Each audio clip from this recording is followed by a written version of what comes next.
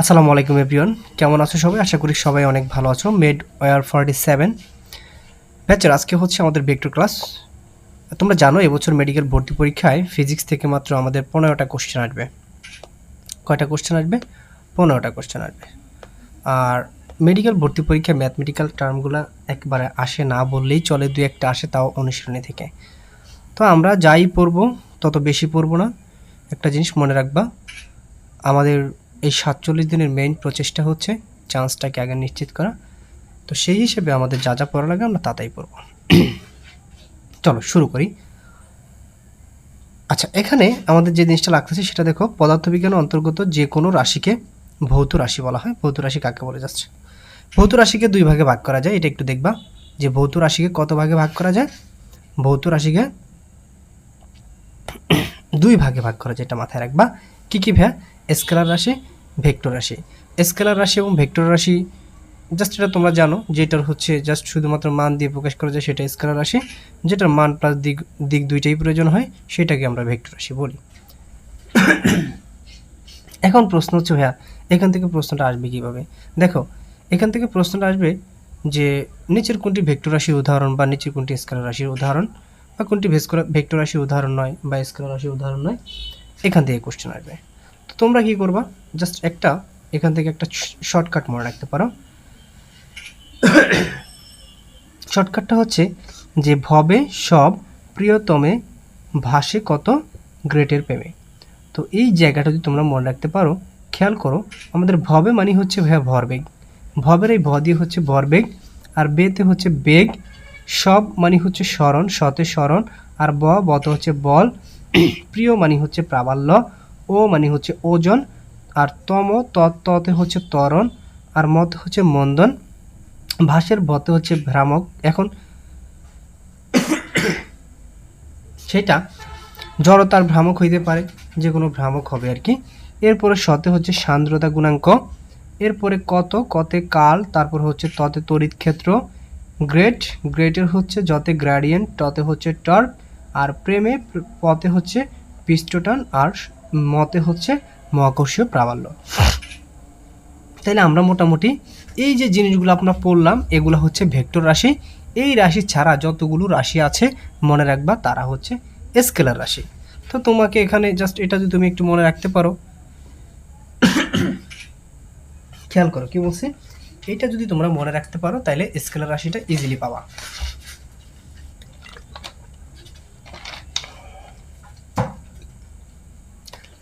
তো এইভাবেই প্রশ্নগুলো আসে যে নিচের কোনটি স্কেলার রাশি বা ভেক্টর রাশি উদাহরণ নয়, এইভাবে প্রশ্ন আসবে।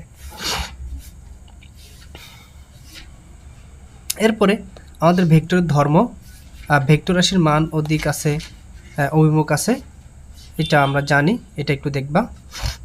আচ্ছা, এরপরে একটি ভেক্টর রাশিকে চিহ্ন দ্বারা দুইভাবে প্রকাশ করা যায়, একটা হচ্ছে অক্ষর দ্বারা, আর একটা হচ্ছে সরল রেখা দ্বারা। খেয়াল করো ভাইয়া, অক্ষর দ্বারা আবার ভেক্টর রাশিকে 4 ভাগে প্রকাশ করা যায়। যেমন তুমি যদি একটু ট্রাই করো কিভাবে প্রকাশ করবা, সেটা হইতে পারে একটা ভেক্টরের উপর হচ্ছে এরকম একটা অ্যারো চিহ্ন বা ভেক্টর চিহ্ন দিয়ে, এটা দিয়ে তুমি ভেক্টরটাকে প্রকাশ করতে পারো। অথবা তুমি এই ভেক্টরের উপর হচ্ছে একটা রেখা চিহ্ন দিয়ে ভেক্টরটাকে প্রকাশ করতে পারো। অথবা নিচে হচ্ছে একটা রেখা চিহ্ন দিয়ে ভেক্টরটাকে প্রকাশ করতে পারো। অথবা তুমি ভেক্টরটাকে বোল্ড হরফে লিখে তুমি ভেক্টরটাকে প্রকাশ করতে পারো। বুঝছো? এইভাবে হচ্ছে মূলত ভেক্টর রাশিগুলোকে প্রকাশ করা যায়, এটা একটু দেখবা। আর ত্রিমাত্রিক স্থানাঙ্ক ব্যবস্থার ক্ষেত্রে একটু খেয়াল রাখবা। কি বলছি? ত্রিমাত্রিক স্থানাঙ্ক ব্যবস্থার ক্ষেত্রে স্থানাঙ্ক ব্যবস্থায় ধনাত্মক এক্স ওয়াই জেড অক্ষের দিকে ব্যবহৃত যথাক্রমে এক্স অক্ষের দিকে আই ভেক্টর, ওয়াই অক্ষের দিকে জে ভেক্টর এবং জেড অক্ষের দিকে কে ভেক্টর সাধারণত ব্যবহৃত হয়। এই যে এক্স অক্ষের দিকে আই ভেক্টর, ওয়াই অক্ষের দিকে জে ভেক্টর এবং জেড অক্ষের দিকে কে ভেক্টর কাজ করতেছে। এটা হচ্ছে ত্রিমাত্রিক স্থানাঙ্ক ব্যবস্থায়। ভেক্টর রাশি থেকে প্রশ্ন তেমন আসে না, জাস্ট এত বেশি পড়ার দরকার নেই, কোন জায়গা থেকে আসতে পারে সেই জায়গাটাকে আমরা পড়াবো। আচ্ছা, এরপরে ঘূর্ণনশীল বস্তুর ক্ষেত্রে বল সমতুল্য রাশি হলো টর্ক। চাইলে দেখতে পারো, টর্ক মূলত হচ্ছে টাউ ইজিকালস টু কি হয় ভাইয়া? Tau ইজিকালস two R vector into F vector. এটা দেখবা। টর্কের একক হচ্ছে নিউটন মিটার। এই জায়গাটা ইম্পর্টেন্ট। কি বলছি? টর্কের একক হচ্ছে নিউটন মিটার, এটা দেখবা। এরপরে কি লাগতে পারে খেয়াল করে ভাইয়া, কৌণিক ভরবেগের একটা কি লাগবে ভাইয়া, কৌণিক ভরবেগের কি দ্বারা প্রকাশ করায়, L is equals to R vector into B vector. এক্ষেত্রে এই কৌণিক ভেক্টরের সরি কৌণিক ভরবেগের একক হচ্ছে কি ভাইয়া, kg metre square per second. কৌণিক ভরবেগের এককটা হচ্ছে কি kg metre square, kg metre square per second. এটা হচ্ছে কি, এটা হচ্ছে আমাদের কৌণিক ভরবেগের একক। ওকে, এটা খেয়াল রাখবা।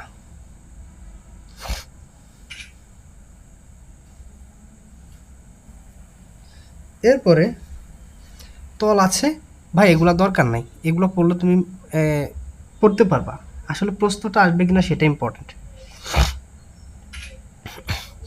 একক ভেক্টর, যে সকল রাশির মান শূন্য নয় তাদেরকে হচ্ছে একক ভেক্টর বলা হয়। একটি ভেক্টর রাশির মান ও যখন এক একক হয় তখন তাকে একক ভেক্টর বলা হয়। একটা ভেক্টর রাশির মান যদি এক একক হয় সেটাকে আমরা একক ভেক্টর বলবো। যেমন আই ভেক্টর, এটা হচ্ছে একটা একক ভেক্টর, ঠিক আছে। 2j ভেক্টর, এটা একটা একক ভেক্টর। ওকে, একক ভেক্টরকে সাধারণত তোমার এই ক্যাপ দ্বারা প্রকাশ করা হয়। আচ্ছা, এরপরে সঠিক ভেক্টর, যে সকল ভেক্টর রাশির মান শূন্য হয়, এখানে কথাটা ভুল আছে, লিখবা যে সকল ভেক্টর রাশির মান শূন্য নয় তাইলে সেটাকে সঠিক ভেক্টর বলবো। যদি মান শূন্য হয়, কি বলছি, শূন্য শূন্য যদি হয় সেটাকে আমরা বলবো নাল ভেক্টর। কথা বুঝছো? তাহলে কি বললাম, শূন্য হইলে সেটা হবে নাল ভেক্টর, আর শূন্য না হইলে সেটা হবে সঠিক ভেক্টর।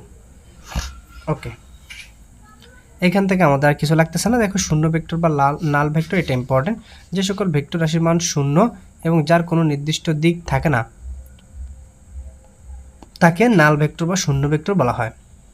এর পাদবিন্দু এবং শীর্ষবিন্দু একই, ভেরি ভেরি ইম্পর্টেন্ট। কোন ভেক্টরের শীর্ষবিন্দু এবং পাদবিন্দু একই, নাল ভেক্টর বা শূন্য ভেক্টরের শীর্ষবিন্দু এবং পাদবিন্দু একই।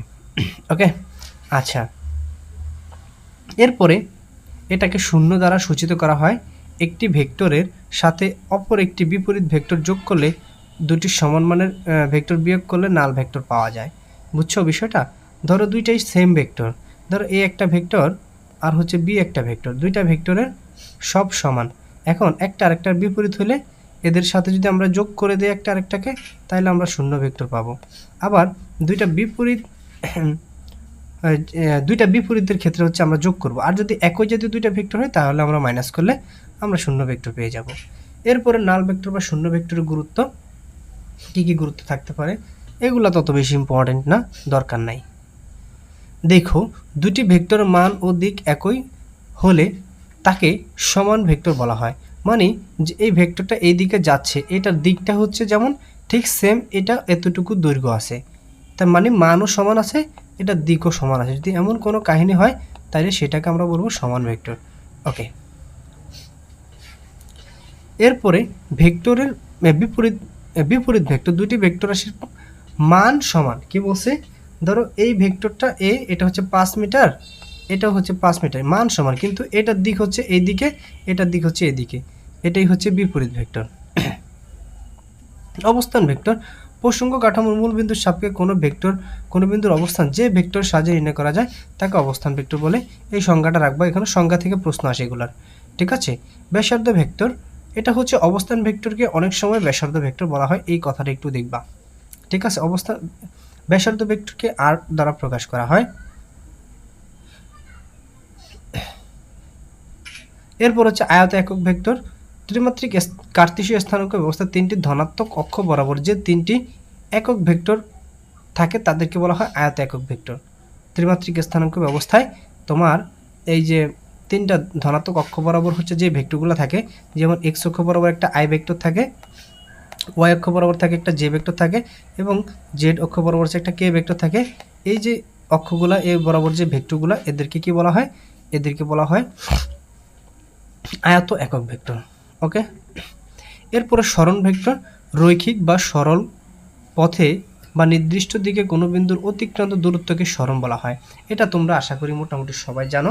ধরো একটা বিন্দু, এখান থেকে একটা বস্তু সোজা এদিকে গেছে, এটাকে আমরা বলবো এই বস্তুটার এ থেকে বি বিন্দুতে সরণ। আবার একটা বস্তু এদিকে গিয়ে তারপর হচ্ছে এখানে আসলো, এইটাকে বলা হয় তার দূরত্ব। এইটুকু তোমরা আশা করি জানো। এরপরে সদৃশ ভেক্টর সমজাতীয় অসম মানের দুইটা ভেক্টর যদি একই দিকে ক্রিয়া করে, মানে ধরো দুইটা ভেক্টর দিক হচ্ছে এদিকে, ঠিক আছে।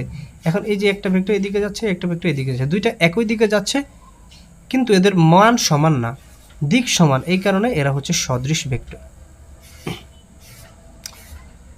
বিপ্রতীপ ভেক্টর, যেমন এ যদি একটা ভেক্টর হয়, এই ভেক্টরটা যদি হচ্ছে 5i ভেক্টর হয়, তাহলে এটার বিপ্রতীপ ভেক্টর হবে তার কি উল্টা 1/5i ভেক্টর। এটাকে বলা হয় বিপ্রতীপ ভেক্টর। ওকে, এরপর হচ্ছে সমরেখ ভেক্টর। দুই বা ততোধিক ভেক্টর যদি এমন হয় যে একই রেখায় সমান্তরালে ক্রিয়া করে, তাদেরকে বলা হয় সমরেখ ভেক্টর। ঠিক আছে, খেয়াল কর, একই ইয়েতে চলতেছে। দুই বা ততোধিক ভেক্টর যদি একই তল অবস্থান করে, সেটাকে বলা হয় সমতলীয় ভেক্টর। সিম্পল কথাবার্তা ভাই, এগুলো সিম্পল কথাবার্তা। এরপরে কি ভেক্টর লাগতেছে আমাদের, এগুলা লাগবে না। সীমাবদ্ধ ভেক্টর, এটা ইম্পর্টেন্ট, খেয়াল করে ভাইয়া। একটি অবস্থান ভেক্টর একটি সীমাবদ্ধ ভেক্টর, এটা মাথায় রাখবা। অবস্থান ভেক্টর হচ্ছে একটা সীমাবদ্ধ ভেক্টর। সীমাবদ্ধ ভেক্টর মানে কি, যে ভেক্টরের আদিবিন্দু নির্দিষ্ট করে দেওয়া থাকবে, হ্যাঁ, সেটাকে আমরা বলবো সীমা ভেক্টর। যেমন এই ভেক্টরটা এখান থেকে শুরু হবে, এটা হচ্ছে আদিবিন্দু, এখান থেকে যে কোনো একটা ভেক্টর এদিকে যাবে বা এদিকে যাবে, যেই দিকে যাবে, ঠিক আছে। আর যেই ভেক্টর হচ্ছে আদিবিন্দুটা নির্দিষ্ট থাকে না, সেটাকে বলা হয় স্বাধীন ভেক্টর। তাইলে যে ভেক্টরের পাদবিন্দু নির্দিষ্ট থাকে তাকে আমরা বলবো সীমাবদ্ধ ভেক্টর। এইটুকু একটু দেখবা। ভেক্টর রাশির জ্যামিতিক যোজন নিয়ে কথাবার্তা আছে। খেয়াল করো, জ্যামিতিক পদ্ধতিতে ভেক্টর রাশির যোগের সূত্র কয়টা? জ্যামিতিক পদ্ধতিতে ভেক্টর রাশির যোগের সূত্র হচ্ছে 5টা। সাধারণ সূত্র, ত্রিভুজ সূত্র, বহুভুজ সূত্র, সামান্তরিক সূত্র, উপাংশ সূত্র। এই 5টা সূত্র তোমরা মাথায় রাখবা। ওকে, এটি জাস্ট এগুলো লাগবে। এরপরে তোমার লব্ধির মান নির্ণয়, দিক নির্ণয় এগুলো আছে। লব্ধির মান নির্ণয়ের ক্ষেত্রে যদি সামান্তরিক টাইপের হয়, সেক্ষেত্রে r √p² + q² + 2p q cos alpha. আর দিক নির্ণয়ের ক্ষেত্রে দিক যদি নির্ণয় করো, যেমন থিটা এর মানটা যদি তুমি বের করো, সাপোজ তুমি কি মান বের করবা, মান তো বের করলা নাকি, এখন তুমি যদি দিক বের করো, যেমন থিটার মান বের করবা, সেক্ষেত্রে তোমার থিটার মানটা হবে থিটা tan ইনভার্স।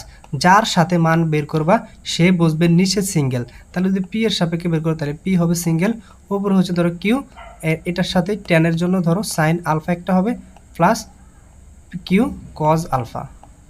ওকে, এটা হচ্ছে আমাদের দিক নির্ণয়ের ক্ষেত্রে, এটা একটু মাথায় রাখবা। এই যে এখানে দেওয়া আছে, এগুলা জাস্ট দেখে রাখবা, এগুলা জাস্ট দেখবে, এগুলোর কোনো প্রয়োগ ব্যাখ্যা এত কিছু বোঝা তোমাদের দরকার নাই। এরপরে দুটি ভেক্টরের মধ্যবর্তী কোণ আলফার মান যদি 0 হয়, তাহলে ভেক্টর তো সমান্তরাল হবে। বিষয়টা কি বুঝছো? ধরো এই একটা ভেক্টর এদিকে যাইতেছে এবং এইদিকে আরেকটা ভেক্টর যাইতেছে, এখন এই দুইটার মধ্যবর্তী কোণ কত? 0 না, তাহলে এটা সমান্তরাল হয়েছে না, এটাই বলছে। দুটি ভেক্টরের মধ্যবর্তী কোণ আলফা যদি 120 ডিগ্রি হয়, তাহলে ভেক্টরের লব্ধি প্রত্যেক ভেক্টরের সমান হবে। বুঝছো বিষয়টা? মানে একটা ভেক্টরের মধ্যবর্তী কোণ, এদিকে একটা ভেক্টর কাজ করছে, এদিকে একটা ভেক্টর কাজ করছে, এখন এদের মধ্যবর্তী কোণ যদি হচ্ছে ধরো এদিকে কাজ করলে 120 ডিগ্রি হবে, ধরো এদিকে কাজ করছে, তাহলে 120 ডিগ্রি হয়, তাইলে এদের যে লব্ধিটা আছে, এখানে যে লব্ধিটা হবে সেটা হচ্ছে দুইটা ভেক্টরের সমান হবে। কথাটা কি ক্লিয়ার?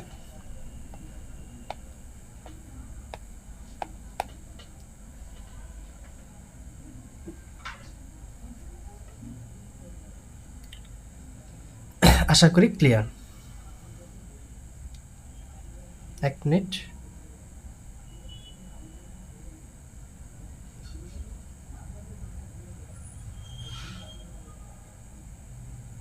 ওকে, তাহলে আমরা মোটামুটি এই জিনিসটা বুঝলাম নাকি? এরপরে বলছে দুটি ভেক্টরের মধ্যবর্তী কোণ আলফা ইজ ইকুয়ালস টু যদি 180 ডিগ্রি হয়, কত হয় 180 ডিগ্রি হয়, তাহলে ভেক্টরদের পরস্পর বিপরীত দিকে ক্রিয়া করে। সিম্পল কথা না এটা। ধর একটা ভেক্টর এদিকে যাচ্ছে, এখন এই ভেক্টরটার মধ্যবর্তী কোণ যদি 180 ডিগ্রি হইতে হয়, তাহলে আরেকটা ভেক্টর বিপরীত দিকে কাজ করা লাগবে, তখন এদের মধ্যবর্তী কোণ পাবে 180 ডিগ্রি। এই তো নাকি? আচ্ছা, এরপরে কি আছে দেখো,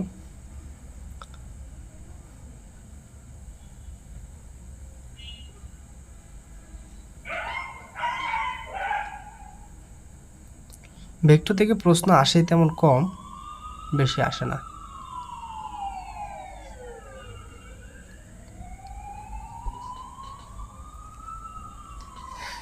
এই জায়গাটা দেখো, দুটি ভেক্টরের লব্ধির সর্বোচ্চ মান হলো কি ভাইয়া, C is equals to A plus B, যখন মূল ভেক্টর দুটি সমমুখী হয়। দুটি ভেক্টরের লব্ধির মান সর্বনিম্ন হবে যখন C is equals to A minus B এবং ভেক্টর দুটি পরস্পর বিপরীতমুখী হয়। মূল ভেক্টর দুটি সমান ও বিপরীতমুখী হলে তাদের লব্ধি শূন্য হবে। ইজি কথাবার্তা, এগুলা দেখবা, পড়বা, এগুলা দেখলেই হবে না, পড়তে হবে ভাইয়া। আচ্ছা, এরপরে এগুলা তোমাদের ইয়েতে আসে আর কি, এগুলা মেডিকেল ভর্তি পরীক্ষার জন্য ইম্পর্টেন্ট না।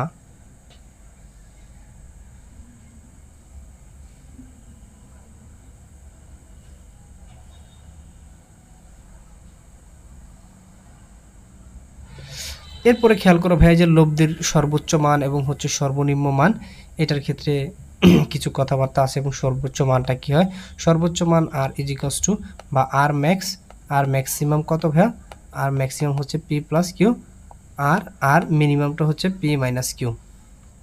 এবং এগুলা বাংলা কথাবার্তা আছে, এগুলো চাইলে দেখতে পারো। ওকে,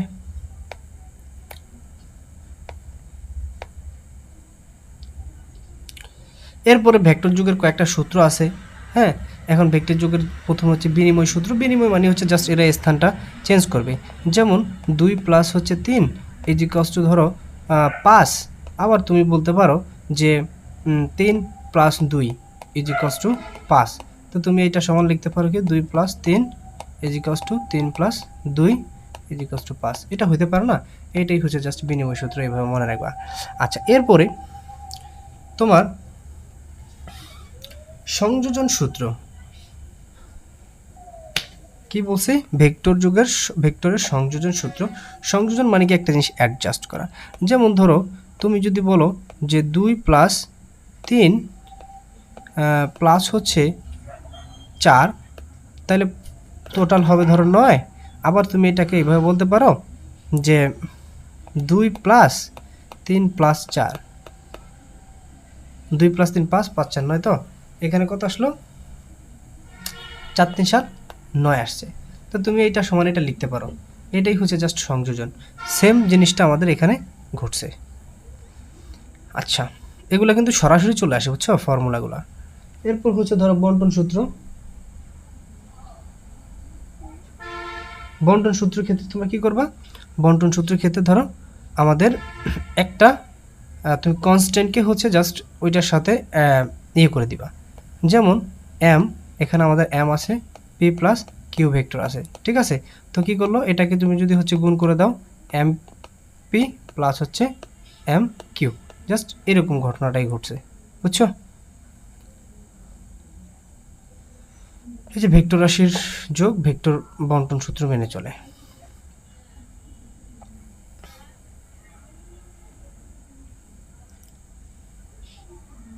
আর কি আসতে পারে,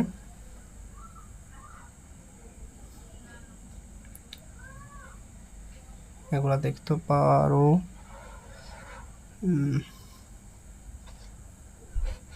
দুটি ভেক্টর রাশির মধ্যবর্তী কোণ π/2 হলে মানে 90 ডিগ্রি হলে ভেক্টর দুটির যোগফল ও বিয়োগফলের মান সমান হবে। এই জায়গাটা দেখবা। এরপরে নৌকার গুণ টানা নিয়ে একটা ইয়ে আছে, মানে তোমরা এটা মনে রাখবা কি, গুণ যত বড় হয় তাইলে কি হবে ভাইয়া, তোমার থিটার মান তত কম হয় এবং কজের মান কি হবে তত বেশি হবে, এবং নৌকার গুণ টানা তত সহজ হবে। তাইলে নৌকার গুণ টানা নির্ভর করে কি শুরু করে, তোমার ইয়েটা বেশি, যত গুণ বেশি হবে। আর লন রোলার ক্ষেত্রে তোমার জাস্ট এখানে প্রশ্ন আসবে যে লন রোলার ঠেলা অপেক্ষা টানা সহজ, এই প্রশ্নটা আসতে পারে। লন রোলার ঠেলা অপেক্ষা টানা সহজ, এটা দেখবা। আচ্ছা, এরপরে পাখি ওড়ার সময় ভেক্টরের সামান্তরিক সূত্র মেনে চলে, এইটা দেখবা। ঠিক আছে,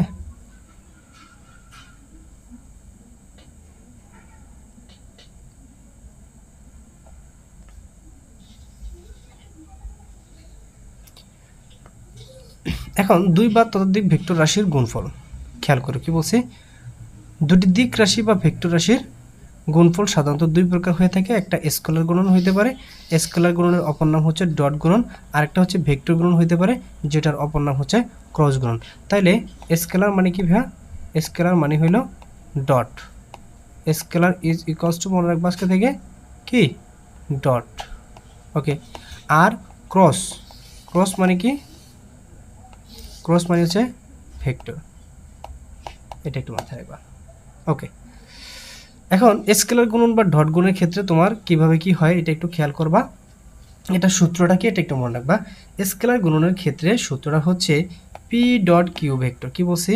P vector dot Q vector is equals to P Q cos alpha. বা তুমি যদি হচ্ছে আলফার মানটা বের করো বা কজের মানটা বের করো, তাহলে সেটা হচ্ছে কি P vector by Q vector, এই যে P Q cos alpha P vector dot Q vector সমান সমান পি কিউ কজ আলফা। এরপরে আছে কি ভাই আমাদের এখানে আছে বিশেষ ক্ষেত্র। যদি আলফা এর মানটা 0 ডিগ্রি হয় তবে পি ডট কিউ মানে পি ডট এর কিউ এর ক্রস তোমার হচ্ছে স্কেলার গুণফলটা হবে কি জাস্ট পি কিউ এর সমান। যেমন এখানে কজ 0 ডিগ্রি মানে কি তোমার এর মান হচ্ছে 0, সরি এর মান হচ্ছে 1 মানে কি জাস্ট এটা P vector into Q vector is equals to P Q vector, বুঝছো? তাহলে ভেক্টর দুটি পরস্পর সমান হবে। এগুলো জাস্ট এই গাণিতিক কথাবার্তা না, এগুলো জাস্ট দেখবার থিওরিগুলো। যদি দুইটি ভেক্টরের মধ্যবর্তী কোণ আলফা সমান সমান 90 ডিগ্রি হয়, তাইলে আমাদের কজ এর মান কত আসে 0 ক্ষেত্রে দুইটা ভেক্টর পরস্পর লম্ব হবে। এরপরে যদি 180 ডিগ্রি হয় তাইলে ভেক্টর দুইটা বিপরীত দিকে ক্রিয়া করবে, ভেক্টর দুইটা সমান্তরাল এবং বিপরীতমুখী হবে। এই জিনিসগুলো দেখবা।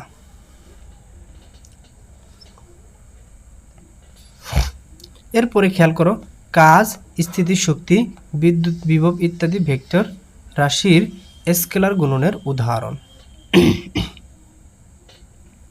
এগুলা দেখবা। এরপর খেয়াল করো P vector dot Q vector is equals to Q vector P vector, এটা হচ্ছে বিনিময় সূত্র, এটা বিনিময় করলে এভাবে হয় I vector is equals to J vector is equals to K vector is equals to 1, ঠিক আছে? এভাবে হতে পারে I vector K vector I vector K vector J vector J vector is equals to 1, এগুলো কিন্তু হয়। তো এগুলো বেশি ইম্পর্টেন্ট না, উপরেরটা ইম্পর্টেন্ট। এখন স্কেলার গুণফলের কয়েকটি ধর্ম একটু আগে আমরা যা পড়ে আসছি, জাস্ট ওই মানে ওই জিনিসগুলোই আর কি। যদি এটা ডট গুণের A dot A is equals to A square হয়, তাইলে এখানে বিষয়টা কি বোঝায়? একই ভেক্টর দুইবার নিয়ে স্কেলার গুণ করলে ভেক্টর রাশির মানের বর্গ পাওয়া যায়, এটা বুঝলাম। আর যদি দুইটা ভিন্ন জাতীয় ভেক্টর আমরা ব্যবহার করি A vector B vector is equals to B vector A vector, তাহলে এটা হচ্ছে স্কেলার গুণফলের নিয়ম মেনে চলে, এটা হচ্ছে বিনিময়, ঠিক আছে? বিনিময় নিয়ম মেনে চলতেছে, একটু আগে দেখছিলাম। এরপর পরস্পর দুটি লম্ব দুটি ভেক্টরের স্কেলার গুণফল শূন্য হয়, এটা একটু আগে যেটা আমরা কথাগুলো বলছিলাম এগুলো আবার এখানে লিখে দিচ্ছি, বুঝছো? এছাড়া আর কিছু না, এইগুলা ওই জাস্ট ওগুলা দেখলে হবে, এগুলো লাগবে না। এরপরে এখানে যদি কোনো ম্যাথমেটিক্যাল কিছু আসে এই অধ্যায়ে, তাহলে এখান থেকে কোশ্চেন আসতে পারে যে এম এর মান কত হলে ভেক্টরটি পরস্পর উপর লম্ব হবে। এখন একটা ভেক্টর আরেকটা ভেক্টর উপর কখন লম্ব হয়? যখন এদের মধ্যবর্তী কোণ হচ্ছে 90 ডিগ্রি হয়, তাই না? সেক্ষেত্রে তোমার আমরা জানি যে ভেক্টরের মান যেমন পি ভেক্টর ডট যদি কিউ ভেক্টর থাকে তাহলে এইটার মান আসে পি কিউ, নাকি? যদি 90 ডিগ্রি হয়, পড়ছিলাম না? মানে সূত্রটা ছিল পি কিউ কজ আলফা, নাকি? এখন পি কিউ আছে into cos alpha, cos 90 degree মান কত? কজ 90 ডিগ্রি মান হচ্ছে 1, তাহলে পি কিউ জাস্ট থাকতেছে, এই তো এইটা আর কি কথাবার্তা, বুঝছো? তো সেই ক্ষেত্রে বের করে তোমরা মান বসাই দিলে এম এর একটা মান তোমরা পেয়ে যাবা ওইটার সমান করলে, বুঝছো?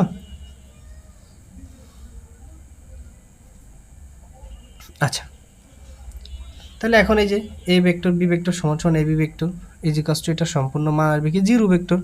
তাহলে এখানে এ একটা মান আছে, এটার সাথে এটা জাস্ট হচ্ছে কি করলো, গুণ করে দিল। ওকে, গুণ করার ফলে তাহলে তোমার একটা এম এর মান পাবা, এটাই হচ্ছে এম এর মানটা যত হবে তখন হচ্ছে লম্ব হবে। এরপরে ভেক্টরের ক্রস গুণন মানে মাঝখানে গুণ চিহ্নটা থাকবে এরকম, একটু আগে ছিল জাস্ট এরকম ডট, তাই না? আচ্ছা,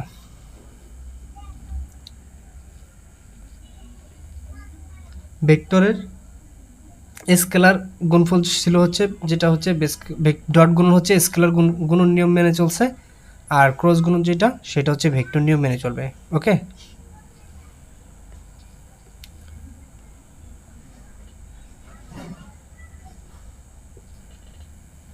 আচ্ছা, এখন এই ক্রস গুণফলের ক্ষেত্রে জিনিসটা কি হয়, আলফা সমান সমান যদি 0 ডিগ্রি হয় তখন জিনিসটা কি হয়, যেটা হচ্ছে R vector minus P vector into Q vector is equals to তোমার একটা মান থাকে সেটা আসে 0।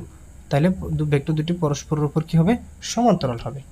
আবার যদি তোমার 90 ডিগ্রি হয় সেক্ষেত্রে আর ভেক্টর মাইনাস হচ্ছে P vector into Q vector এবং আমাদের মানটা আসে পি কিউ, যেটা দুইটা পরস্পরের উপর লম্বা হয়। এরপর 180 ডিগ্রি যদি হয় তাহলে ভেক্টর দুটি পরস্পর সমান্তরাল এবং বিপরীতমুখী হয়, জাস্ট সেম আগের কথাটার মতো কি 0। এরপরে ভেক্টর গুণনের নিয়ম অনুসারে এখানে কথাবার্তা আছে, এগুলো দরকার নাই, চাই দেখতে পারো।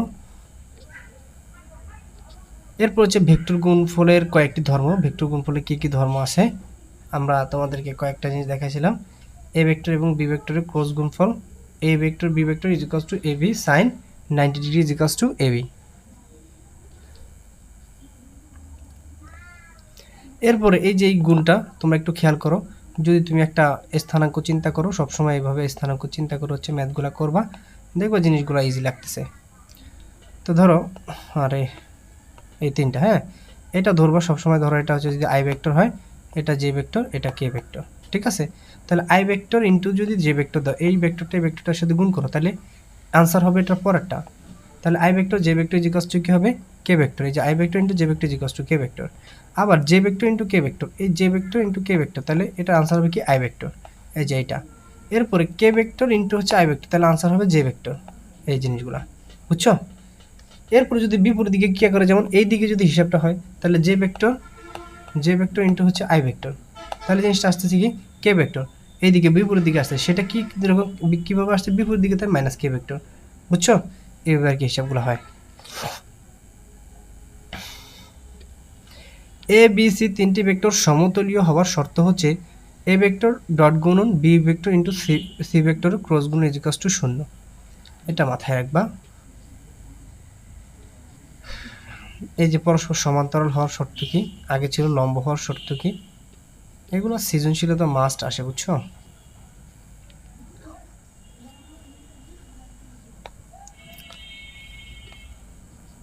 তবে আমাদের মেডিকেলের জন্য এগুলো ইম্পর্টেন্ট না। পদার্থবিজ্ঞানে ক্যালকুলাস আছে, এইখানে দেখো কি আছে ভাই, ক্যালকুলাসের গুরুত্ব নিয়ে কথাবার্তা আছে, ব্যবহার, হ্যাঁ এই যে ত্বরণ, বেগ, বক্ররেখার ঢাল ইত্যাদি হিসাব করার জন্য ডিফারেন্সিয়াল ক্যালকুলাস ব্যবহার করা হয়।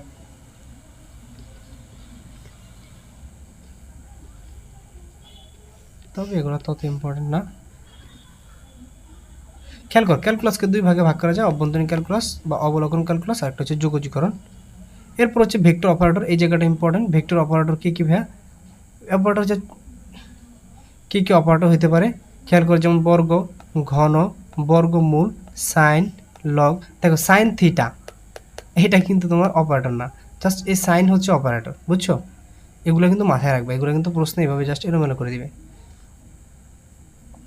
এই যোগজীকরণের অপারেটর কি এবং এর চিহ্ন কি, সামেশন, এগুলো একটু দেখবা। ভেক্টর ডিফারেন্সিয়াল কি বলছে, vector differential operator, vector differential operator এটা হচ্ছে স্যার হ্যামিল্টন প্রথম আবিষ্কার করছিলেন। তাহলে ভেক্টর ডিফারেন্সিয়াল যে অপারেটর, যেটা নাম হচ্ছে ন্যাবলা, এটা আবিষ্কার করছে কে, হ্যামিল্টন, ঠিক আছে? এখন গিভস এ কে ডেল এর নামকরণ করছিলেন, এটার নাম ডেল নামকরণ করছেন কে? গিবস। এর অন্য নাম হচ্ছে কি ভাইয়া? ন্যাবলা। বুঝছো? আর এটা কেমন দেখছো? এটা হচ্ছে এরকম। আচ্ছা, এরপর হচ্ছে স্কেলার ফাংশনের গ্রেডিয়েন্ট। ভেক্টর ফাংশনের ডাইভারজেন্স বা ভেক্টর ফাংশনের কাল সংজ্ঞায়িত করার জন্য এই অপারেটরটি ব্যবহৃত হয়। তাহলে গ্রেডিয়েন্ট কেন ব্যবহৃত হয়? তোমার কালকে সংজ্ঞায়িত করার জন্য বা কালকে খুঁজে বের করার জন্য এই গ্রেডিয়েন্ট অপারেটরটি ব্যবহৃত হয়, এটা লাগবে। এরপরে অন্তরীকরণ বা অবলীকরণ, যোগজীকরণ পরস্পর বিপরীত ক্রিয়া। কি বলছে? অন্তরীকরণ আর যোগজীকরণ দুইটা ম্যাথের দুইটা কাছাকাছি চ্যাপ্টার, কাছাকাছি পরপর, তাই একটা আরেকটা হচ্ছে কি বিপরীত, এটা মাথায় রাখবা। অন্তরীকরণ আর যোগজীকরণ হচ্ছে কি পরস্পর বিপরীত। তোমরা ম্যাথ করলে তো সেটা দেখতে পাও না, হায়ার ম্যাথে এগুলো আসে না। এরপরে স্কেলার ক্ষেত্র এবং হচ্ছে ভেক্টর ক্ষেত্র। এই ক্ষেত্রে ঘনত্ব, উষ্ণতা, বিভব ইত্যাদি হচ্ছে স্কেলার ক্ষেত্রের উদাহরণ। ওই যে সেম কথাবার্তা, স্কেলার ক্ষেত্র কোনগুলো, ভেক্টর ক্ষেত্র। তারপর এগুলো একটু দেখে রাখতে পারো।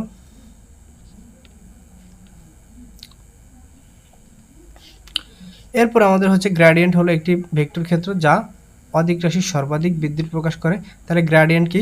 গ্রেডিয়েন্ট হচ্ছে একটা স্কেলার ক্ষেত্র। গ্রেডিয়েন্ট কিভাবে প্রকাশ করে দেখো, ডাইভারজেন্স কিভাবে প্রকাশ করে, কার্ল কিভাবে প্রকাশ করে, ঠিক আছে। Nabla into V vector, V এর ন্যাবলার সাথে বা তোমার এটার সাথে যদি হচ্ছে ভি ভেক্টরটা যদি স্কেলার গুণনে থাকে সেটাকে বলবো আমরা ডাইভারজেন্স, আর যদি ক্রস গুণনে থাকে সেটাকে আমরা বলবো কার্ল। তাহলে কতে কার্ল, কতে ক্রস, ওকে। আর ডতে ডট, ডতে ডাইভারজেন্স, মানে সেটা স্কেলার। বুঝছো? এই যে গ্রেডিয়েন্টের তাৎপর্য, গ্রেডিয়েন্ট স্কেলার রাশির গ্রেডিয়েন্ট একটি ভেক্টর ক্ষেত্র যা একটা ভেক্টর রাশি। বুঝছো? গ্রেডিয়েন্ট হচ্ছে একটা ভেক্টর রাশি। এরপর আমাদের ডাইভারজেন্স নিয়ে কথাবার্তা আছে। কি কি আছে দেখো। ডাইভারজেন্সের অপারেটরটা তোমরা একটু আগে দেখাইছিলাম, চিনো, ন্যাবলা। এরপরে সংজ্ঞা আছে। সংজ্ঞাটা মূলত কি? ডাইভারজেন্সের ভৌত ধর্ম, ডাইভারজেন্স দ্বারা কি কি করা যায়। এরপর কাল, কাল মানে কি সেটা বলছিলাম যে ক্রস গুণন। কালের ক্ষেত্রে কোন গুণন হয়? ক্রস গুণন হয়। এটা হচ্ছে একটা ভেক্টর রাশি। এরপরে কালের ভৌত তাৎপর্য, কি কি তাৎপর্য আছে, এগুলো ইম্পর্টেন্ট না, দরকার নেই ভাই। ইম্পর্টেন্ট হইলেও এই মুহূর্তে পড়া দরকার নেই। আচ্ছা, এই জায়গাটা ইম্পর্টেন্ট। যদি কি বলছে ভাইয়া,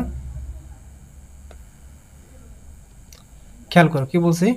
যদি ভেক্টর ক্ষেত্রে কালের নতিমালা বা কালের ডাইভারজেন্স শূন্য হয়, কোনো ভেক্টরের ক্ষেত্রে কালের নতিমালা বা কার্লের তোমার যে ডাইভারজেন্স আছে এটা শূন্য হয়, এটা দেখতে পারো, তত ইম্পর্টেন্ট না। তবে কোনো ভেক্টর রাশির কাল যদি শূন্য হয় তাহলে সেটা অগুণনশীল হয়। কি বলছি? কাল শূন্য হলে সেটা অগুণনশীল হয়, অর্থাৎ এরকম একটা জিনিস হয়, এবং সেটা কি করা যায়? সংরক্ষণ করা যায়। অগুণনশীল হলে কি করা হয়? সেই বলটাকে সংরক্ষণ করা যায়। আবার যদি কাল শূন্য না হয় তাহলে সেটা ঘূর্ণনশীল হয়, ঘূর্ণনশীল হলে সেটা অসংরক্ষণশীল হয়, এটাকে সংরক্ষণ করা যায় না। এই জায়গাটা ইম্পর্টেন্ট, বুঝছো? আচ্ছা,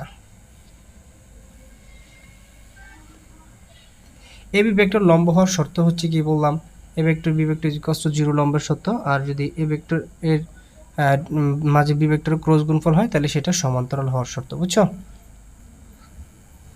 এরপর একক ভেক্টর কি, এটা তো জানো, লম্ব একক ভেক্টর, এগুলাকে কীভাবে ইয়ে করা যায়, এগুলো মেডিকেল ভর্তি পরীক্ষার জন্য ইম্পর্টেন্ট না। সামান্তরিকের ক্ষেত্রফল, ভেক্টর সাহায্যে সামান্তরিকের ক্ষেত্রফল নির্ণয় করবা কিভাবে? ভেক্টর সাহায্যে সামান্তরিকের ক্ষেত্রফল নির্ণয় করবা জাস্ট দুইটা ভেক্টরের ক্রস গুণফল। আর ত্রিভুজের ক্ষেত্রফল হচ্ছে হাফ ইন্টু ভূমিগুণ উচ্চতা, এই। এরপরে সলিনয়েডালের শর্ত কি, বা সলিনয়েডাল বা ডাইভারজেন্সের শর্তটা হচ্ছে কি, ন্যাবলা ইন্টু ভি ভেক্টর। এটার যদি মানে স্কেলার গুণফলটা যদি হয় কি, বা ডট গুণফলটা যদি শূন্য হয় তাহলে সেটা সলিনয়েডাল হবে। আর যদি ক্রস গুণফল শূন্য হয় সেটা অগুণনশীল বা সংরক্ষণশীল হবে। বুঝছো?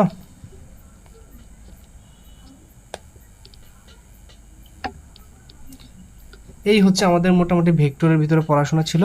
তো ধন্যবাদ তোমাদের সবাইকে যারা আমাদের এখনও এক্সাম বেসে জয়েন হওনি। মেডওয়ার 47 ডেজ এক্সাম বেস, ক্লাসের সাথে এক্সাম বেস, এটার সাথে তোমরা এখনও যারা জয়েন হয়নি তোমরা সবাই আমাদের টেলিগ্রাম এ জয়েন হয়ে যাও, যাতে তোমরা পরীক্ষায় অংশগ্রহণ করতে পারো। আমাদের ইউটিউবের ডিসক্রিপশন বক্সটা চেক দিলে তোমরা ফেসবুকের পেজ এবং হচ্ছে গ্রুপের লিঙ্ক, সাথে সাথে হচ্ছে প্রাইভেট বেসে এক্সাম দেওয়ার অ্যাক্সেস তোমরা পেয়ে যাবে। ওকে, তো ধন্যবাদ তোমাদের সবাইকে, সুস্থ থাকবে, দেখা হবে নতুন কোনো ক্লাসে। আসসালামু আলাইকুম।